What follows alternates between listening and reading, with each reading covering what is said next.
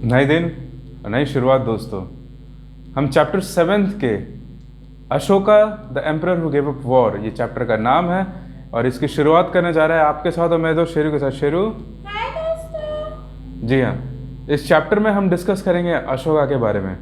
उससे पहले एक रोशन की कहानी सुनते हैं। रोशन के पास एक 20 रुपये का नोट आया और उसको बर्थडे गिफ्ट मिला था। उसकी दादी ने दिया था उसको बर्थडे गिफ्ट, जिसको लेकर सीडी खरीदने जा रहा था। और जब उस नोट के ऊपर एक उसने चित्र देखा जिस पे 3 शेर थे और फिर एक बीच में डायल बना हुआ था, तो वो क्यूरियस हुआ, ये चीज़ क्या है, ये क्या मतलब समझाती है। ये जो निशान है, वो जो चित्र थी, इसकी बहुत पुरानी कहानी है। हमने चैप्टर 6 में एक चीज़ की बात की थी जहाँ पे हमने एक अशोकन पिलर देखा था। वो अशोका पिलर आपके पेज नंबर 67 पे भी है, जहाँ पे 3 शेर हैं और एक बीच में चक्र है। इसके बारे में हम बात करते हैं डिटेल में। ये अशोक चक्र है। ये जो सिंबल है, इसको नेशनल एम्बलम बोला गया है। यानी हमारे देश का ये प्रतीक है, ऑफिशियल सिंबल इसको माना गया है। अभी किस चीज़ के लिए बनाया गया था? इस पे अगर आप देखेंगे 3 शेर सामने दिखते हैं, बट एक एक्चुअली 4 शेर है। ये 4 शेर डिनोट करते हैं शक्ति, एक शेर, साहस, दूसरा शेर, विश्वास, तीसरा शेर और गौरव, चौथा शेर। फिर बीच में एक धर्म चक्र है जिसमें 32 स्पाइक्स हैं। उसके एक साइड पे बुल है। बुल मतलब मेहनत, हार्ड वर्किंग। फिर एक घोड़ा है जो स्पीड और लॉयल्टी का प्रतीक है, और इसमें एक हाथी भी है, स्ट्रेंथ। माना जाता है कि जो अशोक जो थे, उनको सबसे ज़्यादा एम्फोसिस और सबसे ज़्यादा जो जिस पर्टिकुलर चीज़ पे बिलीव करते तो बुद्धिज़्म था। तो बुद्धिज़्म में इसमें बुद्धिज़्म में ये चारों को प्रतीक माना गया है। एलिफेंट, दूसरा है हॉर्स, तीसरा है बुल और चौथा है कुछ पद चिन्ह, पायर के चिन्ह। तो माना जाता है कि एक राष्ट्र को चलाने के लिए आपको शक्ति की ज़रूरत होती है, जो हाथी से आता है। फिर उसके बाद से घोड़े की तेज और लॉयल्टी चाहिए। फिर उसके बाद से बुल के जैसा हार्ड वर्किंग चाहिए। आदमी पद चिन्ह, और जो चक्र है वो धर्म का चक्र है। धर्म के साथ ये सब चीज़ें जब चलती है तो ये इसका प्रतीक माना गया था। ये चिन्ह, ये इसको करीब करीब 2300 साल पहले बनाया गया था। कितना पुराना इसका इतिहास होगा। उम्मीद है आज के बाद आपको जब भी ये अशोक चक्र देखेंगे, ये एम्बलम देखेंगे, प्रतीक देखेंगे भारत का, तो इसका असली मतलब आपको समझ में आ गया होगा। अब चलिए शुरू करते हैं चंद्रगुप्त की कहानी से। करीब 2300 साल पहले मौर्य लोग आए थे। उन्होंने शुरुआत तो की बिहार से कॉन्कर करने के लिए, बट इन्होंने चंद्रगुप्त मौर्य ने इतना ज़्यादा एरिया कवर किया गया था कि वो किंगडम से कहीं ज़्यादा बड़ा होता और उसको कहते थे एम्पायर। इनके साथ में थे चाणक्य। चाणक्य एक कूटनीति या फिर अर्थशास्त्र लिखे थे इन्होंने बेसिकली अर्थशास्त्र एज इन एक वॉर को कैसे जीतते हैं, उसमें कई सारे टिप्स और ट्रिक्स थे। किसी एक राष्ट्र को कैसे जोड़ के रखना है, एक युद्ध को कैसे जीतना है। एक कहानी मानी जाती है कि जब चंद्रगुप्त मौर्य कुछ शुरुआत के युद्ध हार चुके थे, तो उसमें एक घोड़े से एक जगह पे उतरे और उनको खूब जोर की भूख लगी। हारे हुए तो थे ऑलरेडी और उनको भूख लगी थी बहुत ज़्यादा। फिर उनके बाद से एक सामने कोई माता थी, वो खीर बना रही थी और अपने बच्चे को बोली कि तुम खीर खाओ। तो बच्चे ने क्या किया, सीधा बीच में उंगली डाला और उसका उंगली जल गया, चिल्लाना शुरू कर दिया। फिर उसकी माँ ने बोला कि कभी भी अगर खीर खाना है तो धीरे धीरे साइड से खाना शुरू करो, फिर सेंटर तक जाओ, बीच में जाओ। यही चीज़ चाणक्य ने चंद्रगुप्त मौर्य को समझाई थी कि अगर आप सीधा सेंटर में, अगर आप किसी किंगडम के सेंटर में सीधा घुसने की कोशिश करेंगे तो हारेंगे। आप साइड का एरिया जीतने की कोशिश करिए। इस तरीके से चाणक्य कई सारे जो कूटनीति या जो अर्थशास्त्र था, उसमें उन्होंने एक पूरा अर्थशास्त्र बुक इसके ऊपर लिखी जा चुकी थी। अब डायनास्टी के बारे में समझेंगे। डायनास्टी क्या होती है? डायनास्टी सो बेसिकली, यार मैं डायनास्टी बोल भी नहीं पाता हूँ। डायनास्टी शुरू, डायनास्टी बोलो। तो इसका मतलब ये कि एक पर्टिकुलर फैमिली के लोग ही, जब एम्परर का जो बेटा का बेटा, जब वही लोग गद्दी संभालेंगे, उसको डायनास्टी बोलते हैं। एक फैमिली पूरा एरिया कंट्रोल करता है, और एक फैमिली का मेंबर मरने के बाद दूसरा, फिर तीसरा, ऐसे ऐसे पूरा जो एम्पायर का कंट्रोल अगर किसी फैमिली मेंबर के पास होता है उसको कहता है डायनास्टी। तो ये जो मौर्यन एम्पायर थी ये एक डायनास्टी थी। इसमें अब अगर ये कैसे डिफरेंट है पहले के, तो जो पहले के लोग थे राजा लोग, उसमें ज़रूरी नहीं होता था कि राजा के बेटे ही राजा बने, ठीक है, उनके बेटे ज़रूरी नहीं था। अब ये चीज़ चेंज हो गई थी। हमने इसके पहले वाले चैप्टर 6 में भी देखा था कि कुछ जगहों पे चीज़ बदलाव आई थी जहाँ पे राजा के बेटे ही राजा बन रहे थे, जिसमें हमने अर्ली महाजनपद जब बसते हुए देखा था, तो महाजनपद में ये चीज़ कुछ जगहों पे थी जब राजा के बेटे ही राजा बन रहे थे। ये पैटर्न तब से चेंज हुआ और ये अभी भी पैटर्न ऐसा ही रहा था। इसको बाद में डिनास्टी बोलना शुरू कर दिया जब एक ही परिवार के लोग राजा बनना शुरू हो गए थे। तो चंद्रगुप्त मौर्य, फिर उसके बाद से बिंदुसार, जो चंद्रगुप्त मौर्य के बेटे बिंदुसार, फिर मौर्यन एम्पायर की गद्दी इनको मिली, और फिर इसके बाद से उनके बेटे हुए अशोक, जो कि one of the most popular राजा थे, इनको गद्दी मिली थी इसके बाद से। समझे? अब हम समझेंगे कि ये कितना बड़ा राज्य था। ये जो चाणक्य, कई सारे नाम थे, कौटिल्य, चाणक्य, तो ये जो अर्थशास्त्र इन्होंने लिखा था ये इतना पावरफुल था, इसमें इतनी विजडम थी, जो युद्ध को लिए और जो राज्य को इकट्ठा करके रखने के लिए एक इतने बड़े राज्य को संभाल पाना बहुत मुश्किल था। One of the first empire माना गया है। अभी तो कई सारे, इंडिया अपने आप में एक कई सारे इतना बड़ा कंट्री है, बट उस टाइम पे इतने बड़े एम्पायर को होल्ड कर पाना बहुत मुश्किल था। अब देखते हैं कैसे होल्ड हुआ। इससे पहले समझते कितना बड़ा एम्पायर था। अब ये पेज नंबर 68 पे देखेंगे तो यहाँ पे दो कलर के बिंदु हैं, एक है लाल कलर के बिंदु और दूसरा है ब्लैक कलर के बिंदु। जो ब्लैक कलर के बिंदु है वो है एक इम्पॉर्टेंट सिटीज़, मौर्यन एम्पायर के इम्पॉर्टेंट सिटीज़ थे, और जो लाल कलर के बिंदु हैं वहाँ पे अशोका के कुछ कुछ पिलर्स या कुछ कुछ आर्टिफैक्ट्स मिले, यानी उनका प्रेजेंस था। अब पहले उससे समझते हैं कि किधर किधर एक रफ अराउंड मानते हैं। तो अगर आप देखें इंडिया में काफ़ी जगहों पे था। इंडिया में सबसे मेजर सिटीज़ थी पाटलिपुत्र, उसके बाद से थी उज्जैन, उसके बाद से ये उज्जैन और पाटलिपुत्र ये मेजर सिटीज़ थे। और बाकी ब्लैक ब्लैक डॉट्स आप अगर देखोगे तो गुजरात से लेके कर्नाटक से तक, कर्नाटक तमिलनाडु तक से लेके अगर आप नॉर्थ ईस्ट में जाओगे तो उड़ीसा तक, और फिर उसके बाद से पाकिस्तान में आप आओगे तो तक्षशिला, जो इस वक्त के पाकिस्तान में उस वक्त की मेजर सिटी होती थी अशोकन या मौर्यन एम्पायर में। उसके और आगे जाओ खंडा, जो कि इस वक्त अफगानिस्तान में है, अफगानिस्तान में भी इनका प्रेजेंस था। फिर उसके बाद से नेपाल, नेपाल में भी इनका प्रेजेंस था। तो आप समझिए इंडियन सब कॉन्टिनेंट का काफ़ी मेजर हिस्सा अशोकन एम्पायर या मौर्यन एम्पायर के कंट्रोल में थी। कितना बड़ा साम्राज्य होगा, इसको संभाल पाना कैसे था।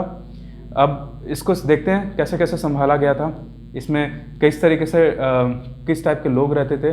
तो सबसे पहले ये जो मेजर सिटीज़ हैं पाटलिपुत्र, उज्जैन और तक्षशिला के बारे में समझते हैं। ये मेन सिटीज़ इसलिए थी कि जो साउथ इंडिया से बहुत सोना आता था, प्रीशियस मेटल्स और स्टोन्स एंड गोल्ड, ये सब साउथ इंडिया से आता था। तो ट्रेड स्टेशन सबसे ज़्यादा उज्जैन में था। यानी उज्जैन एक ऐसी जगह थी जहाँ आपने देखा होगा कि वो नर्मदा नदी के तट पर विंध्याचल माउंटेन्स के पास में ये उज्जैन सिटी थी। इस सिटी स्ट्रैटेजिकली इतनी इस पॉइंट पे थी जहाँ से इंडिया का जो साउथ इंडिया और नॉर्थ इंडिया का बीच में वो पॉइंट था। तो यहाँ से ये बहुत इंपॉर्टेंट ट्रेड सिटी मानी जाती थी, ट्रेड रूट्स कई सारे यहाँ पे थे। इसलिए उज्जैन साउथ इंडिया से जितने भी इंपॉर्टेंट स्टोन्स, मेटल्स, टूल्स ये जो मिलते थे वो उसके लिए एक ट्रेडिंग पॉइंट था। फिर तक्षशिला के पास चलते हैं। तक्षशिला के साइड से कई सारे कॉटन के ब्लैंकेट्स, ऐसे कई कॉटन बहुत सारी चीज़ें उस पूरे नॉर्थ वेस्टर्न एरिया को कवर करते हुए, जो कि अफ़गानिस्तान, पाकिस्तान, इन सारे नॉर्थ वेस्टर्न एरियाज़ को कवर करने के लिए जो तक्षशिला एक तरीके से पॉइंट थे। अगर आप इसको ध्यान पे देखेंगे तो इंडस नदी के पास में है ये शहर। इंडस नदी के पास होते हुए ये स्ट्रैटेजिक पॉइंट ऑफ व्यू से अगर इसको समझा जाए तो ये नदी के पास में था, ट्रांसपोर्टेशन बहुत आसान था और ये पूरा चैनल ओपन करता था towards north western countries.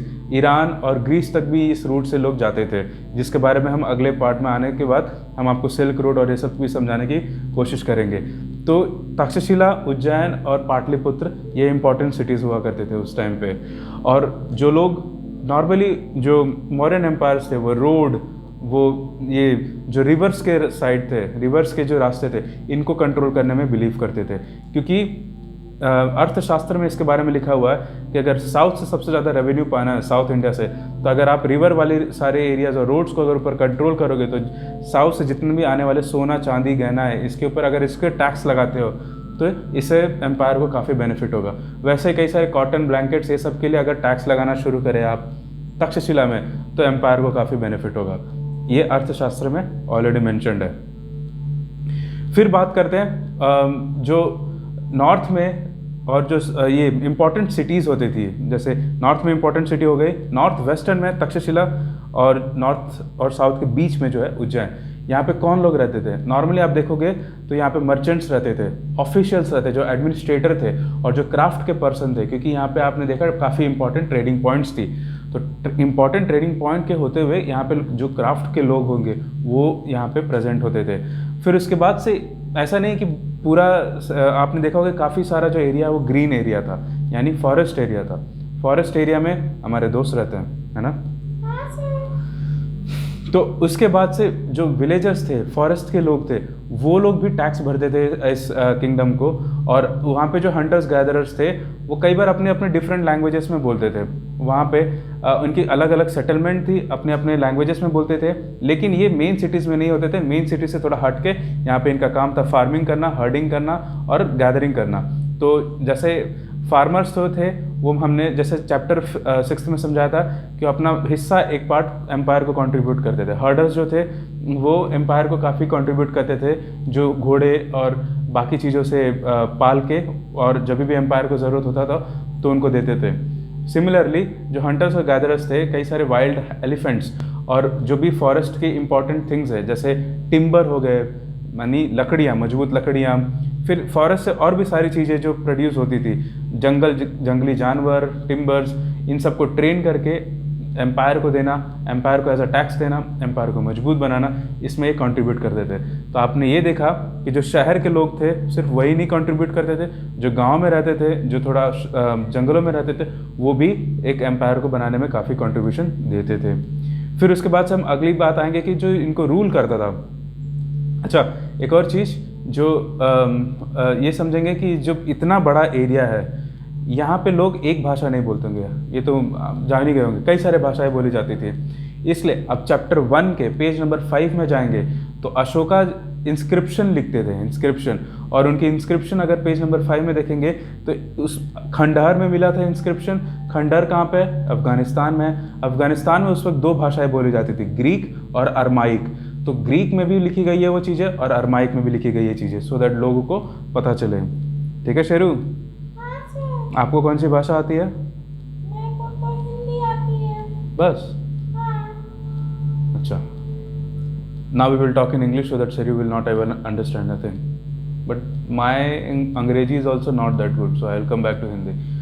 So उसके बाद से जो पाटलिपुत्र था, वहाँ पे लोग जो एम्पायर के रूलर थे, यानी अशोक या मौर्यन एम्पायर, जो जितने भी लोग थे, उनका डायरेक्ट कंट्रोल था। वहाँ पे ये लोग डायरेक्ट कंट्रोल करते थे। कैसे कंट्रोल करते थे? इनके पास कई सारे लोग थे, सेनाएं थी जो रूल्स को फैलाती थी, इनके इंस्क्रिप्शंस जो ऑर्डर्स देते थे, और उसके बाद से टैक्सेस इनसे लेते थे। कौन कौन टैक्सेस भरता था? फिर से एक बार रिवाइज करते हैं। जो फार्मर्स थे, हर्डर्स थे, मर्चेंट्स थे, क्राफ्ट पीपल थे, यहाँ तक कि हंटर गैदरर्स भी टैक्स भरते थे एम्पायर को।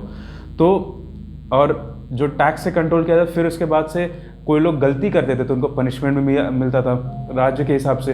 तो क्या गलत है क्या सही है, उसके लिए जो रूल बनाए गए थे वो इंस्क्राइब्ड होकर कई जगहों पे बांटे गए थे। कई लोग जो पढ़ नहीं पाते थे उनको ला के सुनाया जाता था, कई बार अनाउंसमेंट किया जाता था, ऐसी प्रथाएं भी थी। तो ऐसी कई सारे इंस्क्रिप्शंस थे। फिर उसके बाद से जो सैलरीज दी जाती थी, क्योंकि इतनी बड़ी आर्मी है, इतनी उनको कंट्रोल करना, ऑफिशियल्स थे कई सारे, उनको कंट्रोल करना, तो उनको सैलरी दी जाती थी। उसके बाद से कई सारे मैसेंजर्स थे।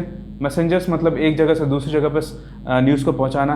कई बार खबरी थे, खबरी ने स्पाइस मिनिस्टर्स थे जो गाइड करते थे जो रूलर्स थे उनको कैसे, कौन सा डिसीजन लेना है, कौन से स्टेप्स उठाने हैं। तो इस तरीके से एक एम्पायर के एक स्ट्रक्चर होता था। पाटलिपुत्र डायरेक्ट एम्परर के कंट्रोल में होता था, लेकिन बाकी जो जगह है यानी उज्जैन और तक्षशिला, यहाँ पे नॉर्मली जो राजघराने के युवराज होते थे, प्रिंस ऑफ द एम्पायर, उनको भेजा जाता था एज ए गवर्नर के रूप में। नॉर्मली सब कुछ वो पाटलिपुत्र जैसा ही सारा रूल्स वो कोशिश करते थे कि इम्प्लीमेंट करें, बट ऐसा हमेशा लाजमी पॉसिबल नहीं है। इसलिए वो लोग, उनके कुछ लोकल रूलर्स थे, जो लोकल वे ऑफ लाइफ था उसको मद्देनज़र रखते हुए वो लोग रूल्स डिफाइन करते थे। तो इस तरीके से पूरा एम्पायर कंट्रोल होता था। अब ये समझते हैं कि एम्पायर और किंगडम में क्या फ़र्क है। एम्पायर जैसे कि आपने समझा कि बहुत बड़ा होता है किंगडम के हिसाब से, और इसमें कई सारे लोग इन्वॉल्व होते हैं। एम्पायर किंगडम में नॉर्मली एक राजा पूरा एंड टू एंड देख सकता है, एम्पायर में चीज़ पॉसिबल नहीं होता। इसमें कई सारे ऑफिशियल्स इन्वॉल्व होते हैं, बड़ी बड़ी आर्मीज इन्वॉल्व होती है, और टैक्स चाहिए होता है अच्छा खासा, इसमें टैक्स रेवेन्यू की ज़रूरत होती है। तो किंगडम और एम्पायर में बहुत फ़र्क है। किंगडम एक छोटा सा सेगमेंट जहाँ पे वन मैन आर्मी भी अगर हो तो चीज़ें हो सकती हैं, ठीक, बट एम्पायर में बहुत लोग इन्वॉल्व होते हैं, बहुत बड़ा एरिया कवर करता है वो। इनफैक्ट मौर्यन एम्पायर सिर्फ इंडिया ही नहीं बट पूरा इंडियन सब कॉन्टिनेंट का मेजर हिस्सा पे इनका ऑलरेडी कब्जा था। फिर उसके बाद से जो एम्पायर को रूल करने वाली प्रथा है, जब इस तरीके से रूल होती थी, फिर उसके बाद आया था ट्रिब्यूट्स। अब इस पर थोड़ा पहले बात करेंगे। ये एक्चुअली ट्रिब्यूट साथ साथ में चलता था, टैक्स और ट्रिब्यूट्स। थोड़ा बारीक है इसके बीच का डिफरेंस। टैक्स क्या होता था, मतलब अगर आपने वो रोड पे चले या उस नदी से आए, अगर उस शहर में रह रहे हो, वो ऑक्यूपेशन कर रहे हो, तो आपको एक हिस्सा आपको जरूर से ही देना था किंगडम को। ट्रिब्यूट्स ऐसा कभी कभी इसको बोलते हैं जब आपके पास कोई चीज़ एक्सेस हो गई, या फिर कोई चीज़ आप दान देना चाहते हैं एज अ गिफ्ट मेजरली मान लीजिए, तो उसको कहते थे ट्रिब्यूट्स। अब आगे आने वाली पार्ट के बारे में हम और डिटेल में समझेंगे। तब तक के लिए हम इस वीडियो को यहीं विराम देते थे। फिर अब आने वाले टाइम पे आने वाली वीडियोस में हम अशोक के बारे में समझेंगे, उनके स्टेप्स क्या थे। धम्मा बोलते थे वो धर्म को प्राकृत लैंग्वेज में, वो क्या है, कैसे उन्होंने कलिंग एक जगह थी जहाँ पे युद्ध छेड़ा, वो जीतने के बावजूद भी उन्होंने अपने युद्ध को बोला कि हम अब आज के बाद से कभी तलवार नहीं उठाएंगे, युद्ध नहीं करेंगे। तो ये काफ़ी इंटरेस्टिंग पार्ट होगा 7th चैप्टर का दूसरा हिस्सा। उम्मीद है आप फिर से हमें ज्वाइन करेंगे। आपको ये भी उम्मीद है कि आप ये वीडियो को आप पसंद करेंगे, और ज़्यादा से ज़्यादा इसको शेयर करिए, सब्सक्राइब करिए, और फिर अपना ख्याल रखिए, वो ज़्यादा इंपॉर्टेंट है। तब तक के लिए धन्यवाद।